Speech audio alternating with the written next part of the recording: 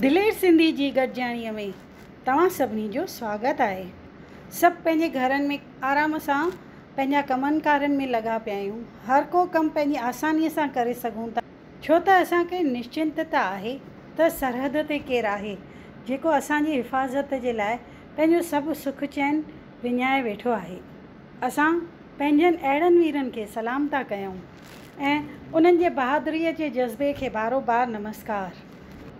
अॼु जी गॾिजाणीअ में असां सां गॾु आहिनि नौसेना जा एडमिरल गुलाब थदानी जी। अचो त ॼाणूं त सबमरीन कीअं पाणीअ में हलंदी आहे ऐं उन जे अंदरि कीअं कमु करण जी हिकु क्षमता हूंदी आहे। एडमिरल गुलाब थदानी जी खां। गुलाब जी, तव्हांजो अॼु जी दिलेर सिंधी जी गॾिजाणीअ में स्वागत आहे। बहुत महिरबानी, थैंक यू, शाबाश। सिंधी थोड़ी घटि अचे पर सुठी आहे। Thank U. गुलाब जी, असां सभिनी त इहो ॼातो आहे त 1971 जी लड़ाईअ में नौसेना पंहिंजो हिकिड़ो तमामु अहम रोल अदा कयो हुयो देश जी रक्षा जे लाइ। असां तव्हां खां ॼाणणु चाहींदासीं उन किस्से जे बारे में, उन वाक़े जे बारे में, ऐं उन वक़्तु तव्हां कहिड़ो अहम रोल अदा कयो उन जे बारे में। तव्हांजो सुवाल त तमामु डीप आहे ऐं सुठो बि आहे, छो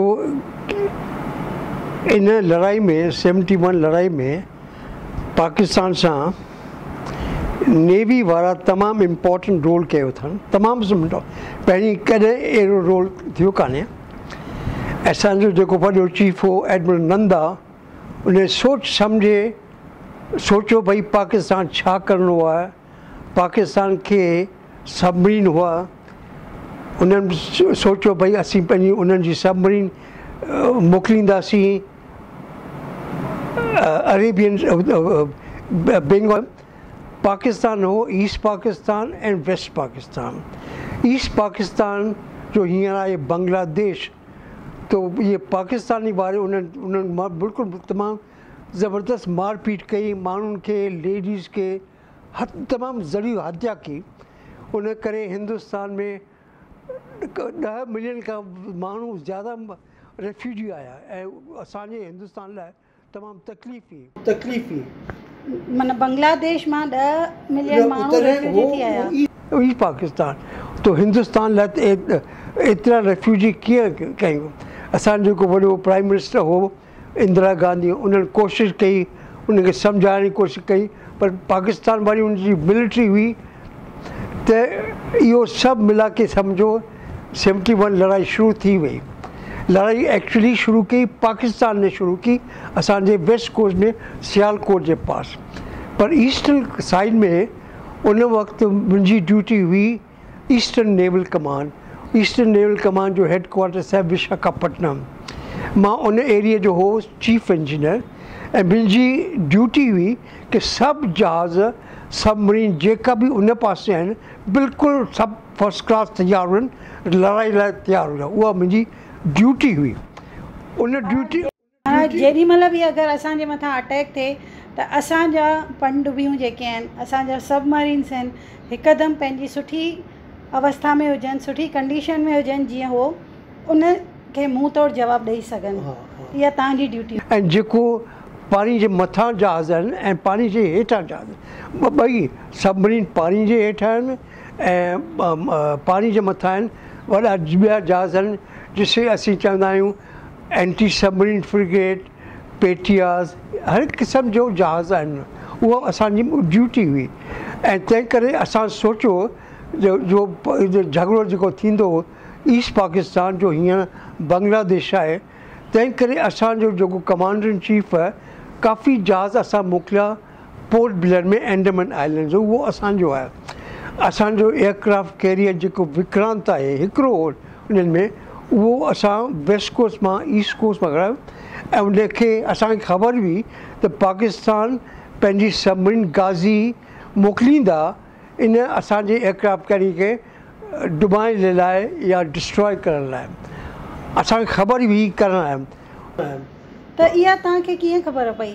छो त पाकिस्तान जा आपको हीअं त ख़बर आहे तव्हांखे सभु हीअं पाकिस्तान जा घणेई जासूस आहिनि हिंदुस्तान में, सभु जॻह जासूस आहे। वाइज़ैग में बि उन्हनि जा जासूस हुआ।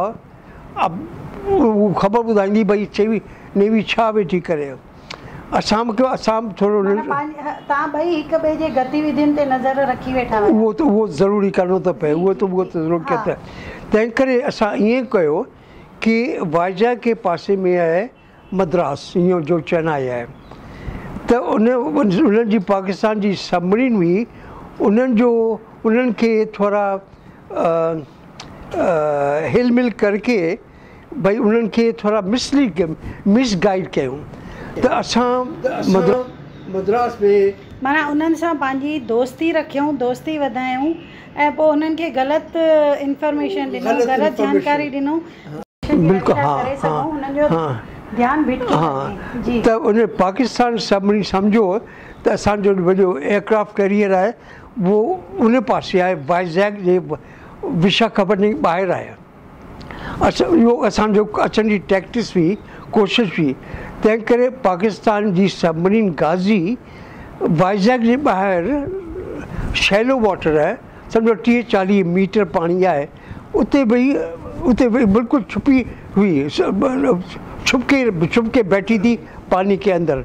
हमको मालूम था कि ये कुछ हो रहा है, तो इसलिए जब पाकिस्तान ने लड़ाई शुरू की 3 दिसंबर को ऑन द वेस्ट पंजाब की तरफ, हम भी तैयार थे। तो हमको मालूम था कि ये पाकिस्तान सभिनी ॿाहिरि वाइज़ैग जे ॿाहिरि कहीं आस पास में आहे। त असांजो हिकिड़ो जहाज़ हो राजपूत, उन जो कप्तान जो नालो हो इंद्रजीत सिंह। त 3 दिसंबर जे राति जो सम्झो 10:30-11 बजे असां उनखे कोठियो हेडक्वार्टर्स में। जो मुंहिंजो कमांडर इन चीफ आहे उनखे सम्झायो भई ही तूं ईअं वञ, जब हार्बर जो ॿाहिरि निकिरी कुझु न कुझु हो सघे थो, तूं पंहिंजा डेप्थ चार्ज जेको अंडर वाटर बम है न फेंकते जाओ। जब डेप्थ चार्ज होते हैं, जब पानी के नीचे जाते हैं तो एक बॉम्ब बचा होता है, उससे जो पानी होता है ना बहुत ज़ोर के फैलता है, तो कोई पानी से टकराता है ना वो काफ़ी डैमेज होता है। तो हमको शक था कि पाकिस्तान की सबमरीन वहीं कहीं अटकी हुई है। तो इंद्रजीत जब जाने वाला था तो मुझे पूछा, कहता साहब मुझे ये चाहिए वो चाहिए। तो मैंने कहा चलो। फिर मैं उसके साथ गया, उसके जहाज़ में गया, उसको पूरा फ्यूल करवाया, उसके जहाज़ के फ्यूल कराए। फिर समझो 11:30 बजे रात को मैंने उसको गुड बाय किया, गुड लक किया, वो वाइज़ैग के बाहर निकला। और उस वक़्त मैं अपने घर गया, हम घर समुद्र के पास रहते थे। तो मतलब जेका उहे खणी निकिता पाण सां, त उहो जहाज़ हुयो कि न सब? असांजो हो पाणीअ जो वॾो जहाज़ हो, असांजो पाणीअ जो जहाज़ हो जेको कि उन पाकिस्तान जे गाज़ी सबमरीन खे अटैक करण जे लाइ निकितो। जॾहिं इंद्रजीत जो राजपूत वाइज़ैग हार्बर के थोड़ा आगे ॿ टे मील आगे वियो, उते हुन ॾिठो पानी में थोरो सम्झो पानी में झलक थींदी आहे न, हुन सम्झो पाणी छो आहे झलक, हुन सम्झो थी सघे थो। तंहिं करे उन डेप्थ चार्जिस पानी में फिटाया, बम फिटे कया। ऐं ॾिठो न कॾहिं कॾहिं हीअ जेको कहंदा आहिनि लक इज़ ऑल्सो गुड सभिनी लाइ।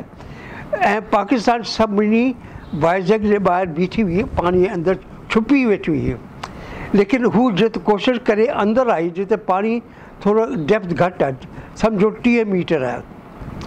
जॾहिं उन डेप्थ चार्ज जो शॉक वेव्स आहे न, पाणी जो शॉक वेव्स ईंदियूं आहे न, त हुनखे हिलाए।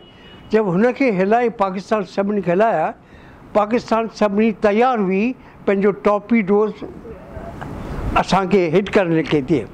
तो ही जो पानी जो हिलियो, टॉर्पीडोज़ हिलिया, ऐं सबमरीन जे अंदरि जेको बैटरीज़ हूंदी आहिनि न, उन्हनि जो हाइड्रोजन गैस निकिरंदो आहे। थी सघे थो कि इन शॉक वेव्स में इते थोड़ी आग लगी है, थोड़ी सी फायर लगी है, और उनकी जो टॉर्पीडो तैयार थे ना वो सब बस्ट हो गए। तो तो कोशिश का पाकिस्तान के सबमरीन जो कप्तान था, कमांडर नाम भूल गया, उसने भागने की कोशिश की, जल्दी से कोशिश की अपनी सबमरीन को, जैसे स्टीयरिंग व्हील होता है ना, सबमरीन में भी एक स्टीयरिंग थींदो आहे, कोशिश करे उन्हें जल्दी स्टीयरिंग व्हील करे कोशिश करी निकिरण। जब निकिरण जी कोशिश कई, पानी घटि हो, उन जो रडर फासी वियो ऐं एक्सप्लोजन थियो सम्झो रफली 12 बजे। मूंखे इहो यादि आहे छो त मां जॾहिं घर वापसि आयुसि 12 बजे, मुंहिंजी वाइफ हुआ, त 12 बजे असांजो जो घरु आहे बिल्कुलु समुंड जे पास आहे, तमामु वॾो एक्सप्लोजन हो, बिल्कुलु तमामु वॾो। असांजो घरु जेको शीशा शेक थिया, सभु थियो, भई कुझु सभिनी खे ख़बर हुई कुझु न कुझु थियो आहे। त ॿिए ॾींहुं सुबुह जो वियुसि, असांजो कमांडर चीफ हो, उन सां मां वियुसि बोट में, भई ॾिस छा आहे ते उन ज़माने उन टाइम ते जेको फिशरमैन आहिनि न, वाइज़ैग फिशर, उन्हनि बि ॾिठो भई कुझु कई लकड़ी है, बहुत लकड़ी फटी हुई है, कुछ है। फिर हमने अपने डाइवर्स को भेजा, भाई देखो कुछ है। डाइवर्स ने बोला कोई चीज़ पानी के अंदर है लेकिन दिखाई नहीं देती है। तो हमने ड्राइवर को बोला अपना जो उसकी ड्राइवर यानी गोताखोर है, गोताखोर, हाँ ड्राइवर से, उसने हाथ फेरा कि देखा कि ये तो लोहा है। फिर जब नाम उसने पढ़ा तो लिखा था गाजी, GHAZ। तभी हमें बात पक्की हुई भाई ही गाजी सबमरीन आहे, ही डुबी आहे वाइज़ैग जे ॿाहिरि। तॾहिं असां जॾहिं पक्की ॻाल्हि थी, असां रिपोर्ट कयो दिल्ली में, गाज़ी असांजे वाइज़ैग जे ॿाहिरि समुंड में हेठि आहे। हू तॾहिं जॾहिं इहो ख़बर पहुची एडमिरल नंदा खे, तॾहिं उन गवर्नमेंट खे ॿुधायो, प्राइम मिनिस्टर खे ॿुधायो भई गाज़ी सिंकिंग, गाज़ी संग। तव्हां हाणे ॿुधायो त वाइज़ैग जे ॿाहिरां गाज़ी पनडुबी हुई या एडमिरल नंदा जी सूझबूझ सां ऐं इंद्रजीत जी जे कोशिशुनि सां उहो नास करे सघियासीं असां। जे असां इहा न कयूं हा त शायदि उहे असांजे मथां हमिलो करे विझनि हा। जी, माना उहा पाणीअ जे अंदरि रही करे असांजी जासूसी बि पई करे ऐं असांखे नुक़सानु पहुचाइण जी कोशिशि बि पई करे। बिल्कुलु सर, बिल्कुलु सर। असां छा कयो, असांखे ख़बर हुई भई कुझु कंदा, तंहिं करे असांजो जेको सभु जहाज़ हुआ न, सभु जहाज़ कैरियर सभु कुझु असां मोकिलियो एंडमान आइलैंड में पार्ट निकालने खां पोइ। उते असांजा जहाज़ हुआ ऐं जॾहिं पाकिस्तान जी जॻह छुटी, इहे सभु असांजा जहाज़ विया इन पासे चिटागोंग, ढाका, ऐं असांजी नेवी उनखे काफ़ी हेल्प कई। तंहिं करे पाकिस्तान बिल्कुलु, ईस्ट पाकिस्तान बिल्कुलु टुटी वियो ऐं बांग्लादेश नयो मुल्क थियो। असांजे नेवीअ जो हिकिड़ो तमामु सुठो रोल अदा कयो असांजे नेवीअ। तंहिं करे हर साल जॾहिं बांग्लादेश जी एनिवर्सरी, बर्थ एनिवर्सरी, जीअं असांजी 15 अगस्त आहे न, उन्हनि जी बि हमेशह इंडिया खे इन्विटेशन मोकिलींदा आहिनि भई जेके नेवी वारा असांखे बहुत मदद कई, असांजे कम हमारे पास अच्छो सेलिब्रेशन करने के लिए, इंडिपेंडेंस सेलिब्रेशन अभी होने वाला है। हम 2-3 अपने भेज रहे हैं वहाँ पे। 71 वॉर में जो नेवी जो रोल हो तमामु सुठो रोल हो, तो गवर्नमेंट उनके तमामु अप्रिशिएट कयो ऐं ऑफिसर खे ऐं सेलर खे जंहिं बि तमामु सुठो कमु कयो, कुझु ज़बरदस्ती कमु कयो, उनखे अवॉर्ड मिलियो। मूंखे बि जो मुंहिंजी ड्यूटी हुई चीफ इंजीनियर, सभु जहाज़ खे तयारु, सभु सन खे तयारु करे उन्होंने मुझे प्रेसिडेंट गिरी साहब ने मुझे अवार्ड दिया, विशेष सेवा मेडल। तव्हांखे उन अवार्ड जे लाइ जाम सारियूं वाधायूं। एडमिरल जी, तव्हां हाणे ॿुधायो त असां पनडुबी जे बारे में घणो कुझु ॿुधो आहे तव्हांजे मुंहं मां, त हाणे असां इहो ॼाणणु चाहींदासीं त इहे पनडुबी जे छा कमु करण जो हिकिड़ो अलॻि तरीक़ो थींदो आहे, उहे पनडुबी कीअं त कमु कंदियूं आहिनि सबमरीन? हीअ जे सबमरीन या पानवी आहे त हीअ पहिरीं सबमरीन 100 साल खां पहिरीं इन में डिज़ाइन थी हुई यूरोप में। त जीअं टाइम गुज़रंदो आहे बिल्कुलु नई नई तरक़ियूं कंदा आहिनि, लेटेस्ट कंदा आहिनि। पहिरीं त सभिनी हलंदी हुई डीज़ल सां बैटरी, जीअं असांजी कार जी बैटरी आहे। तंहिंखां पोइ nuclear submarine, atomic submarine, nuclear submarine, हींअर त बिल्कुलु लेटेस्ट आहे। सबमरीन बेसिकली ॻाल्हि आहे, सबमरीन हिकिड़ो सम्झो जीअं मर्द माण्हू सिगार पीअंदा आहिनि न, सिगार वांगुरु लंबी आहे, फ्लैट आहे। ऐं उनखे सबमरीन में फायरिंग लाइक टॉर्पीडोज़ हूंदा आहिनि, मिसाइल हूंदा आहिनि। ऐं सबमरीन जेको हलंदी आहे त उन जॾहिं पाणी, जॾहिं सबमरीन पाणी जे हेठि वेंदी आहे त सबमरीन जे इर्द गिर्द असांखे आहिनि टैंक्स, वाटर टैंक्स। उनखे असीं भरींदा आहियूं ऐं भरण सां सबमरीन हैवी थी वेंदी आहे, आहिस्ते आहिस्ते पाणी जे हेठि वेंदी आहे। ऐं केतिरो हेठि वेंदी आहे उहो डिज़ाइन जे मथां आहे, भई कि लोहो केतिरो, उनजो जेको लोहो आहे केतिरो स्ट्रॉन्ग आहे, केतिरो स्ट्रॉन्ग आहे। ऐं जॾहिं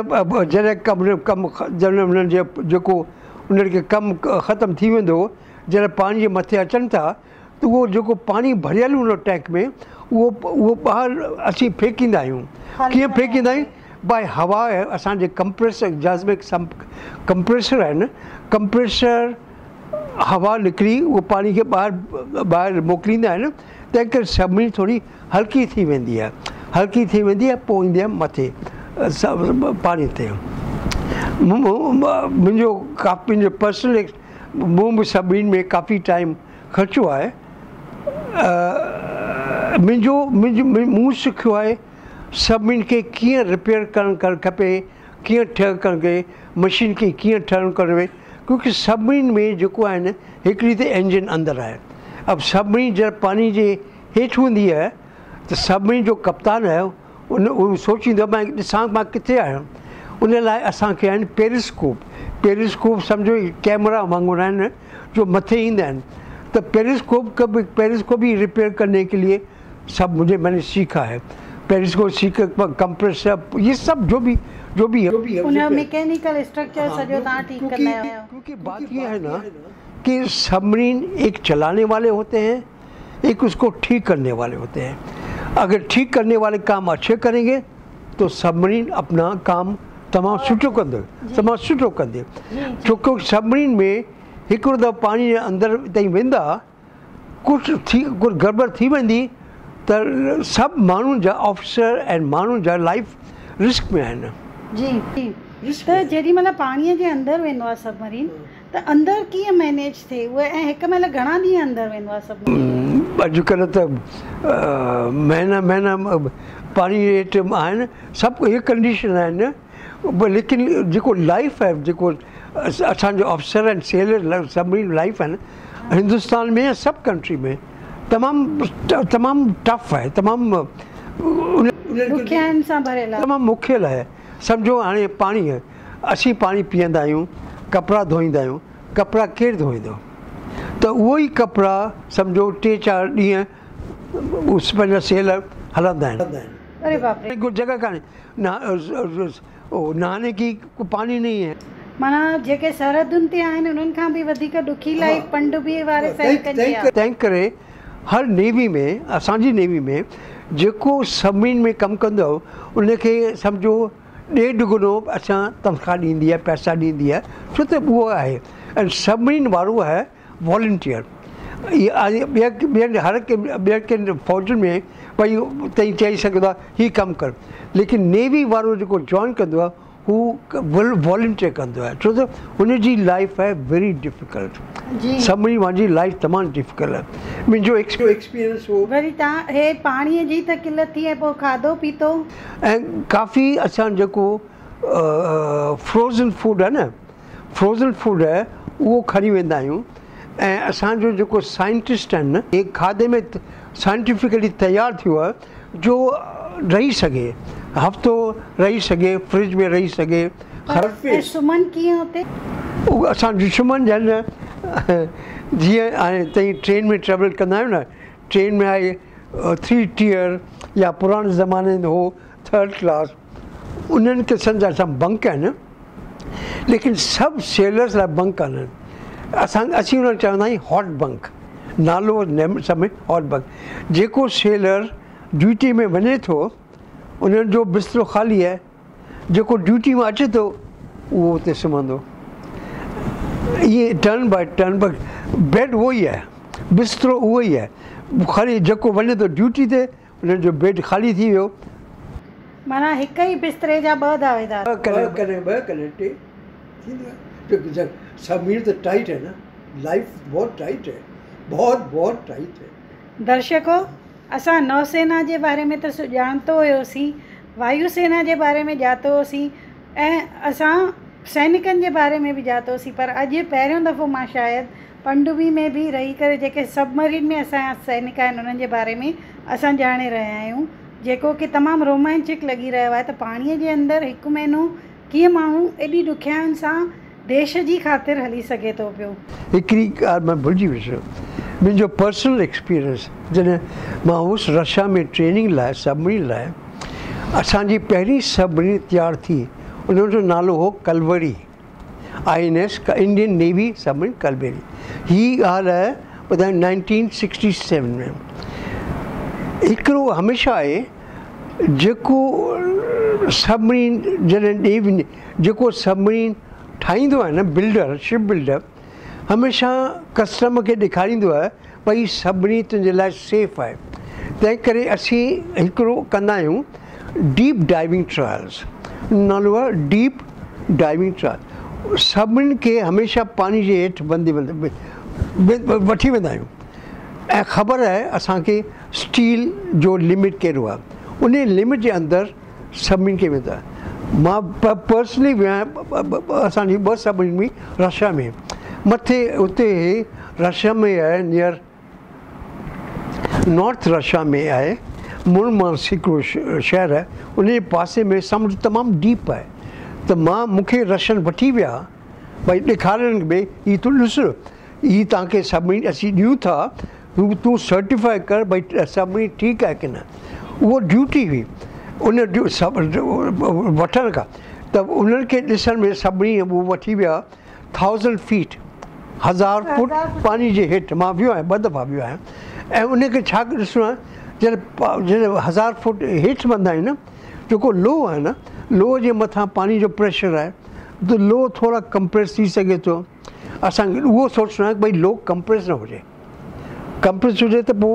लोह अच्छा ॿी ॻाल्हि सचंदा जब सम्झो 1000 फुट पाणी अंदरि आहियूं जॾहिं पाणी खे असां ॿाहिरि निकिरो फेंकणो आहे न त असांजा कंप्रेसर बिल्कुलु फस्ट क्लास कमु करणु खपे न त बिल्कुलु उहा तंहिं करे इहो डीप डाइविंग ट्रायल्स तमामु इम्पॉर्टेंट पैरामीटर आहे testing before you buy submarine इहा असांजे लाइ फ़ख़ुर जी ॻाल्हि आहे त जॾहिं बि डीप डाइविंग सबमरीन ट्रायल्स हूंदियूं आहिनि त उन में असांजो सिंधी भाउ गुलाब थदानी जी खे मौक़ो मिलियो आहे या रशिया में मुर्मांस्क जी नालो हो बुख्ता खंडा लाश्का त ईअं अगरि जे मैप में ॾिसंदा बुख्ता खंडा लाश्का जॻह आहे मुर्मांस्क में उते पाणी तमामु डीप आहे मां बि 2 दफ़ा वियो आहियां तव्हां नेवी कीअं जॉइन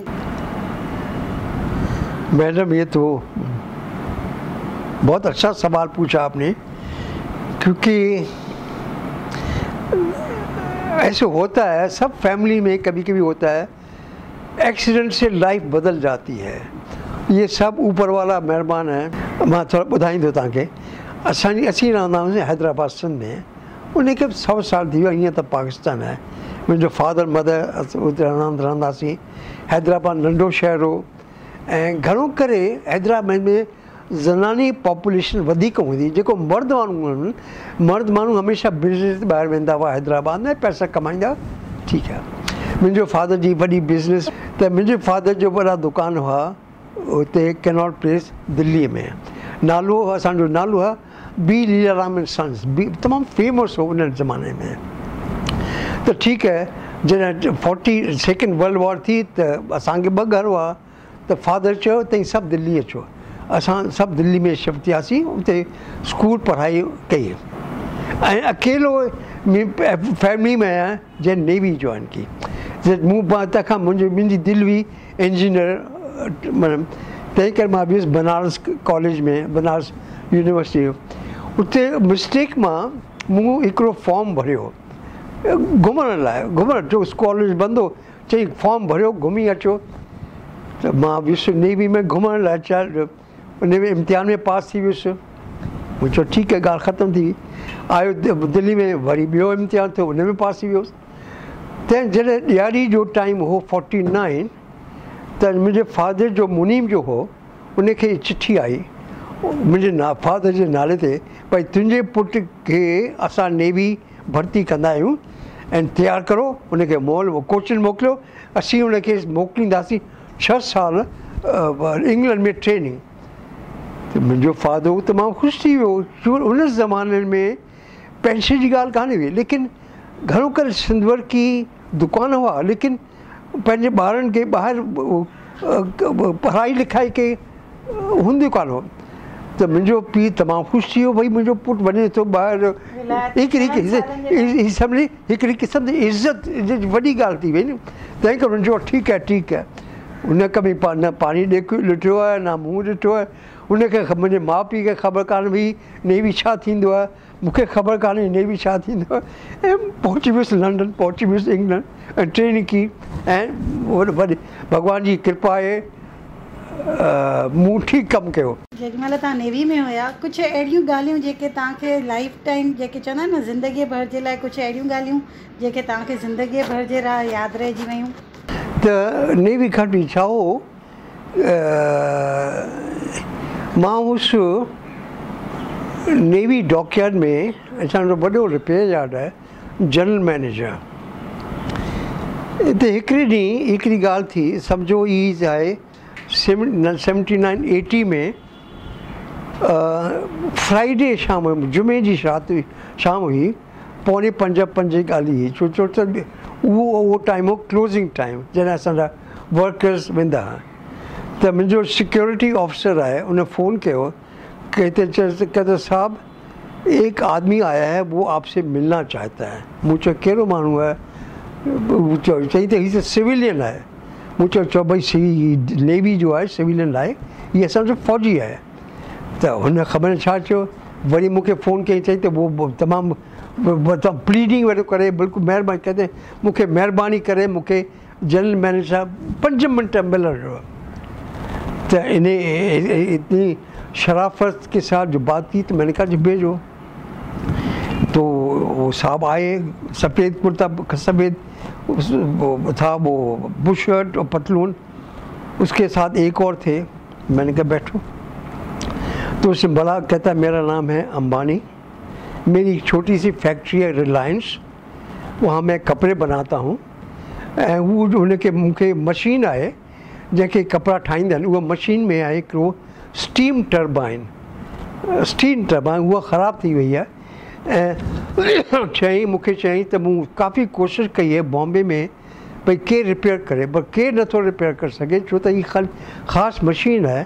ऐं सभिनी मूंखे चयो त कोन्हे तोखे ख़ाली नेवी हेल्प करे सघे, की नेवी के जहाज़नि में ही हिन क़िस्म जी मशीनूं आहिनि। तंहिं करे चयईं मां तव्हां वटि आयो, मूंखे महिरबानी करके हथ जोड़ करे मूंखे हेल्प कयो। मूं चयोमांसि भई मिस्टर अंबानी, नालो यादि कान हो, भई ही त नेवी वारो आहे।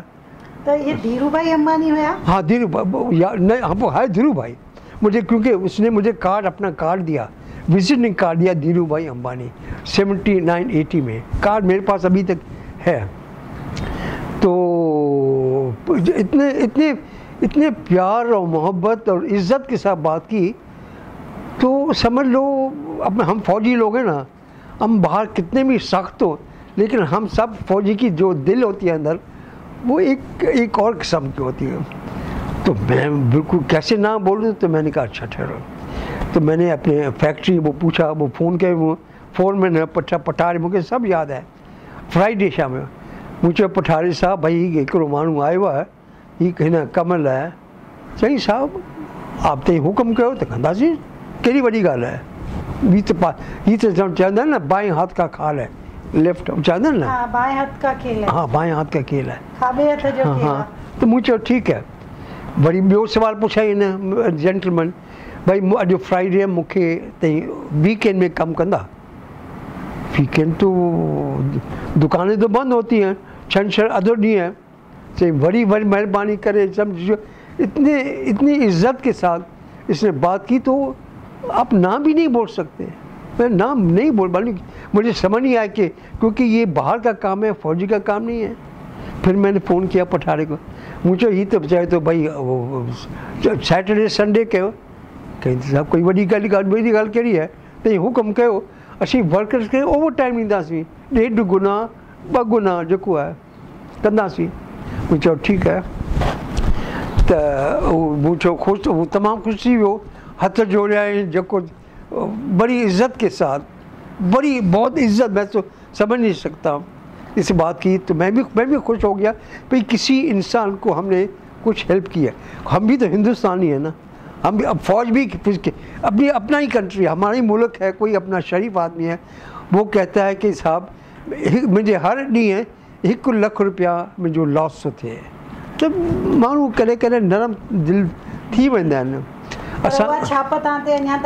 कयूं हा, तो सूमर ॾींहुं आयो खणी वियो, तंहिंखां मूं उन खां पोइ कॾहिं उनजी शिकिल कान ॾिठी आहे।